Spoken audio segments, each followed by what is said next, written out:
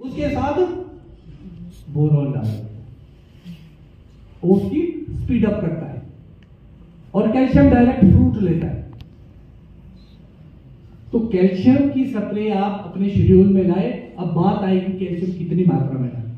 तो petal form में सेब है बिल्कुल, तो इसकी रिक्वायरमेंट भी है छोटी। तो आप 20 ml या 30 ग्राम से शुरू कर सकते हैं।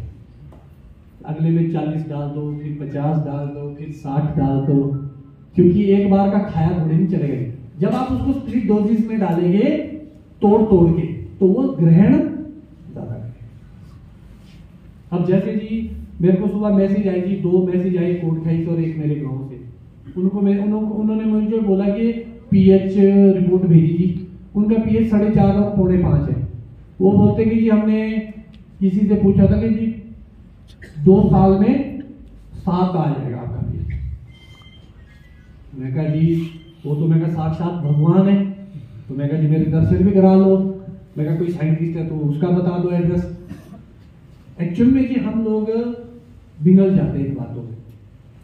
जो केमिकल जब या कोई चीज काम करती है ना जी, अगर इतना आसान होता है पीएच बढ़ाना और उतारना, तब तो इतनी टेंशन ही नहीं होती।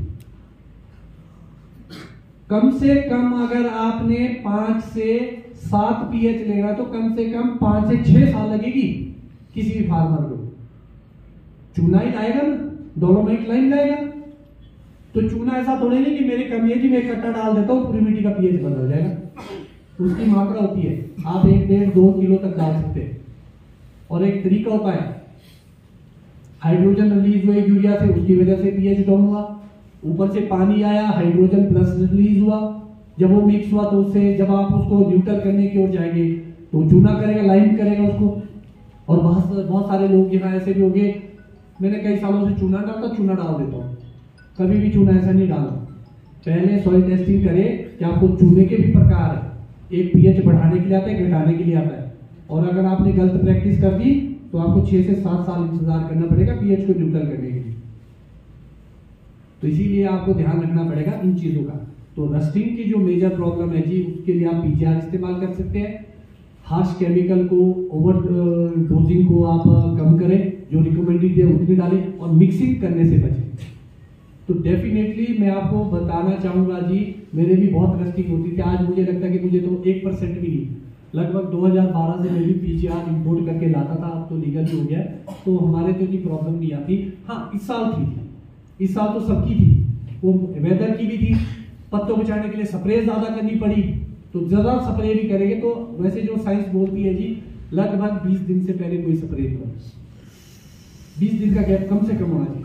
मगर शॉपकीपर और कंपनी वाला बोलता हमारे को हर हफ्ते में करो जी स्प्रे। तो आपको ये चीजें देखनी पड़ेगी। और कोई क्वेश्चन हो?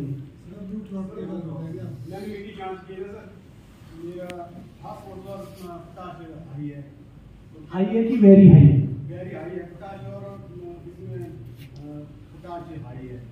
सुपर भी हाई होगा।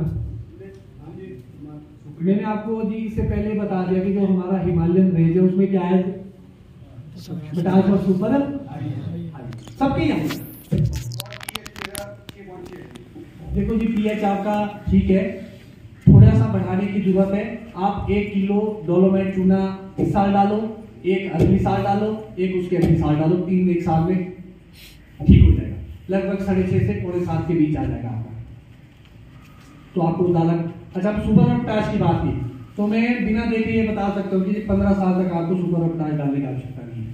सॉरी, नाइट्रोजन कम है, मीडियम है।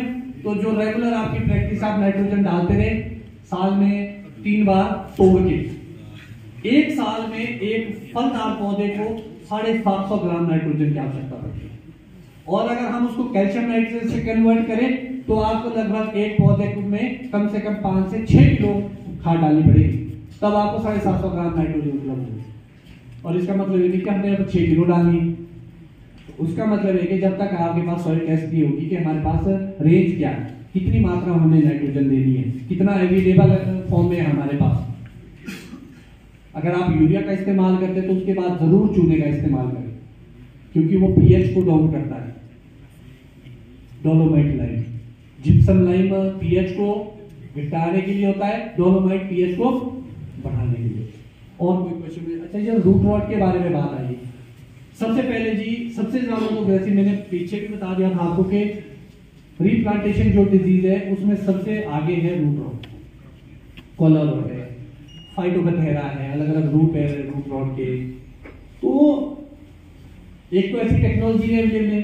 सबसे पहली बात है कि आया क्यों?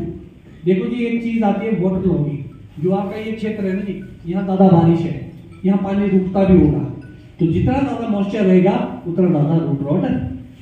इसीलिए पानी की निकासी की व्यवस्था अच्छी करें, पीछे से नाली बनाएं, बीच में नाली बनाएं, उसको एक नाले की ओर ले जाए, तो जब आपका पानी जो ऊपर जाएगा वो बहता रहेगा, बाहर होता रहेगा, तो आपको ज्यादा प्रॉब्लम नहीं है।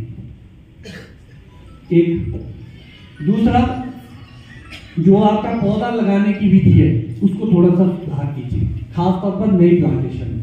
पुरानी में आप क्या सुधार कर सकते हैं? हमारे लोगों ने क्या किया जी, मिट्टी का गड्ढा बनाया, उसको भरा और पौधा लगा दिया।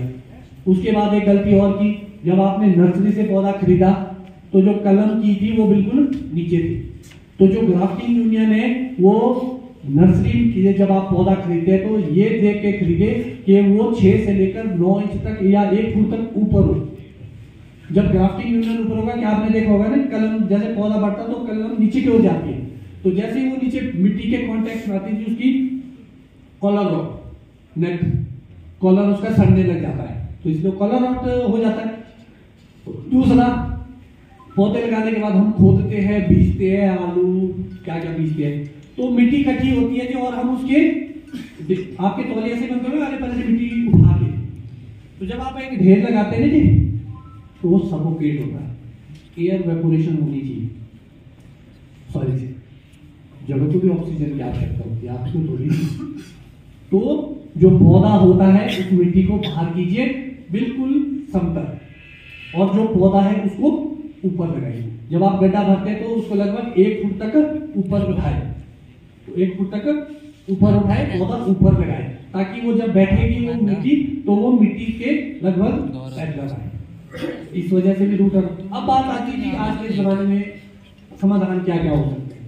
एक आएगा केमिकल, एक आएगा नेचुरल या ऑर्गेनिक तरीका।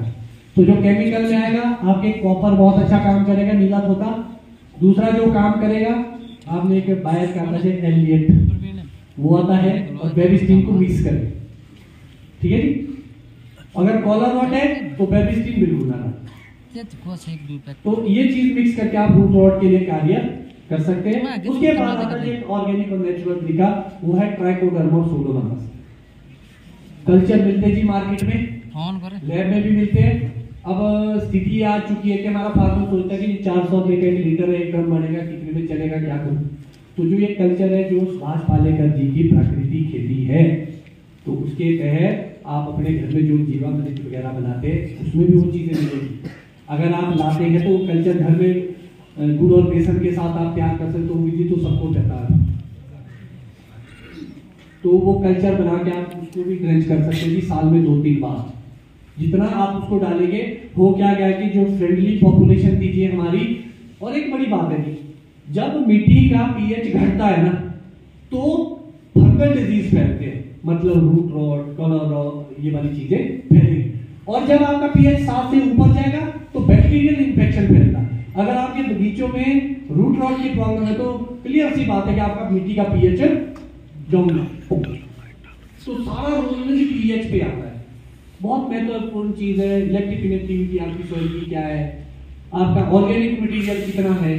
तो जब आप एक टेस्टिंग करेंगे तो उससे आपको बहुत सारा फायदा होगा और एक चार्ट बनेगा आपका पूरी साल का। मैं कोई नहीं होता जी बोलने वाला आपका। तो रूट रॉट के लिए आप ये वाली चीजें कर सकते हैं जी, इससे काफी आपको। फिर H2O2 की भी आप ड्रेंचिंग कर सकते हैं, हाइड्रोजन पेरोक्साइड की, तो उससे भी आपको सैनिटाइजेशन में मदद मिलेगी काफी हद तक। और दूसरी बड़ी बात है जी, जब रूट रॉट लगे ना जी तो खोदना छोड़ दो, तौलिए बनाना छोड़ दो, जमीन को फालतू में ना खोदो। जितना ज्यादा खोदेंगे उतनी ज्यादा बीमारी आएगी। मेरे को यहाँ पर दिख नहीं रहा वो भाई अभी पीछे बैठे हैं, इनको मैंने बताया था, तो इनके रूट रॉट था, तो इन्होंने खोदना छोड़ा और आज वो कंट्रोल है ऑलमोस्ट। तो वैसे उदाहरण आपके पास भी है। और कोई क्वेश्चन होगी? सर जो आपने बताया ना कि 15 किलो यूरिया डाली है तो आपने उसकी स्प्रे जमीन में जमीन ऊपर तो कभी भी 2 किलो से ऊपर यूरिया ना डालें, उसे कैंकर आता है। नीचे पूरी जमीन को आप स्प्रे कर देना। और नीचे मुझे पता लगा कि स्कैब बहुत फैला इधर, उसका बड़ा रीजन है, वो भी कंट्रोल हो जाएगा आपके। और एक आदमी से होगा, सबसे होगा। और एक बड़ी महत्वपूर्ण बात है, जैसे अभी संजीवनी से ही लगा के स्टेक होल्डर्स कितने हैं, कितने मेंबर्स हैं, तो आने वाला भविष्य जी कोऑपरेटिव का ही। अगर आपने ग्लोबल लेवल पे कम्पिटिट करना है तो हमारे को मिलके फार्मिंग करनी पड़ेगी और टेक्नोलॉजी का आदान प्रदान करना पड़ेगा। तो कोऑपरेटिव एफपीओ, हमारे प्रधानमंत्री जी का जो सपना है 10,000 एफपीओ का 2027 तक का, क्योंकि मैं खुद जुब्बल फार्मलैंड एफपीओ का डायरेक्टर हूँ, तो हमने भी एफपीओ बनाई है। तो अभी हमारी फाइलें भी चल रही है सरकार के बाद, थोड़ी डिले है। तो आने वाले समय में हम प्रोसेसिंग यूनिट का देख रहे हैं, हम दूसरी अन्य चीज़ों का देख रहे हैं, मार्केटिंग का देख रहे हैं। तो आने वाला भविष्य इसमें ज़रूर है, अपना शेयर और वो सुनिश्चित करें। और अंडरटेकिंग गवर्नमेंट है, हम प्राइवेट लिमिटेड नहीं, हम लिमिटेड है, कंपनी वाले हैं। तो इसमें भी आप लोग अगर जितना जुड़ेंगे तो आपका ही फायदा होगा। क्यों होगा फायदा? आज तो मैं भी आ रहा हूँ, कोई और भी आएगा।